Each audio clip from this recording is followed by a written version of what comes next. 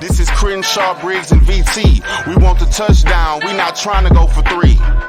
And it's best if you get up out the street, cause them bulls out the pen and they about to stampede.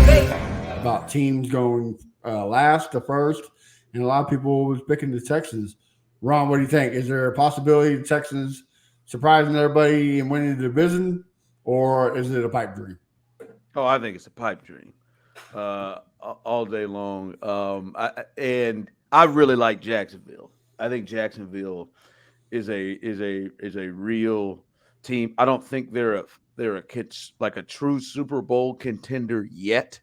I think they're a year away. But that's a squad. They got a good coach, a Super Bowl winning coach. We saw how Trevor moved into what he did last year. So for me, it is hard for me to get the first or the last to first situation because of Jacksonville being in their division. But everything else, I think the Texans, it is completely in play that they compete with the other teams in their division. And with their schedule, the way it looks right now, you feel like it should be. But I mean, we got to start being honest about where this crew is. I think there's some really good potential upgrades. I think the offensive line has a chance if Kenyon Green can be anywhere close to where you think he can be. I like their chances. I think I am really high on Dameon Pierce. I think I can see 1,300 yards from Dameon Pierce if he's healthy. Really high there. Like the addition of Dalton Schultz, but they don't have anybody on the perimeter that is an outside threat. And I think they're still going to struggle to stop the run this year.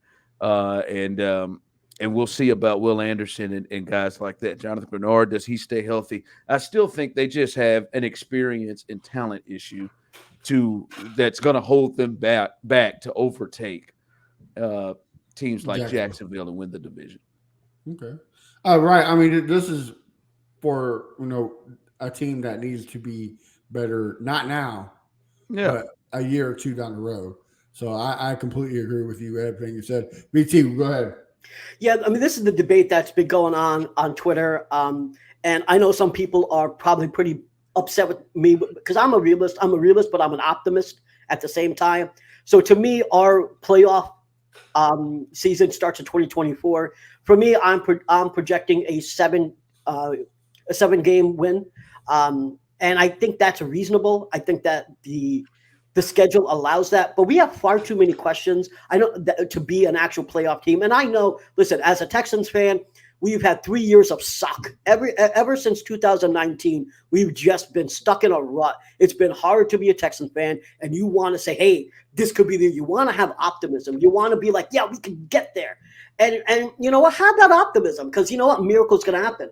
But if I'm going to be a realist and I'll say where I put my money, I would not bet that the Texans would be in the playoffs this year.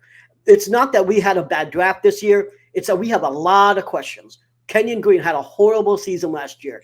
He is injured now. Is he going to be ready to play? Who knows? Scruggs, he is a rookie. So you're going to have – I'm going to call Kenyon Green a second-year rookie because I don't know what else to call him. He had one of the worst rookie left guard seasons that I can remember in the past decade or more. Like, he was just horrible. So you're going to have two people on that line that aren't going to be up to speed right away. And we know that Stroud struggles when he's pressured, right? So he has a 72% completion rate when the pocket's clean. When he faces pressure, it drops to 42%. And he's also a rookie quarterback learning a new scheme in the NFL. That doesn't paint a very happy picture to me. So I see some struggles there. And Bobby Slowick is a rookie offensive coordinator, so he's going to struggle. And then D'Amico Ryans is a rookie head coach, so he's going to struggle. I mean, the whole thing is that there is lots of inexperience.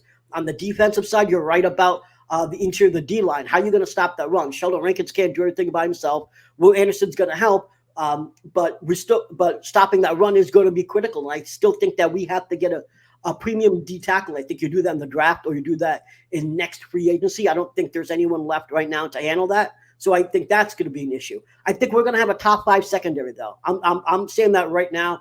I would actually put money on it, saying that we could have a top 5 secondary with Steven Nelson, Jalen Petrie, with Derek Stingley. I think Shaquille Griffin comes out if he's healthy. You've got Desmond King making plays out there, Jimmy Ward. That secondary, you're right, Ron, when you said that secondary is going to be strong. My worry is about the O-line. I know that we extended Tunsil, we extended Sheldon, Shaq Mason, Titus Howard. We will probably extend Titus Howard, but the interior of that line last year is what made the 24th ranked O-line.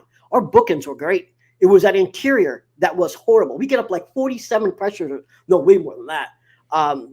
But we gave up ungodly amount of pressures in the interior, and I fear that might happen again because of Kenyon Green and Juice Scruggs. So long story short is we have lots and lots of questions. That doesn't mean we're not going to be a better team to look at. We're going to move the ball. We're not going to be second to last in third down conversions. We're going to run the ball too. So we're going to be a fun team to watch. We're going to win a decent more games than last year, but we're not a playoff team yet. 2024, yeah, we're coming for that ass, Jaguars. This is your last year. 2024, we're coming for you. Yeah, we're coming for that ass, huh?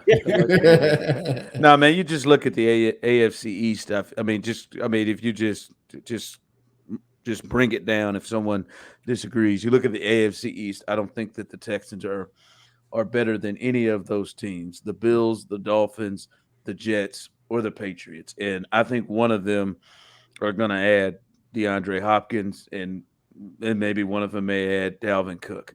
In the North, I don't think you're better than Baltimore, Cincinnati, Pittsburgh, or the Browns. And if just being honest with those groups, that's 8 teams right there. We haven't even gotten to the Chiefs and the Chargers.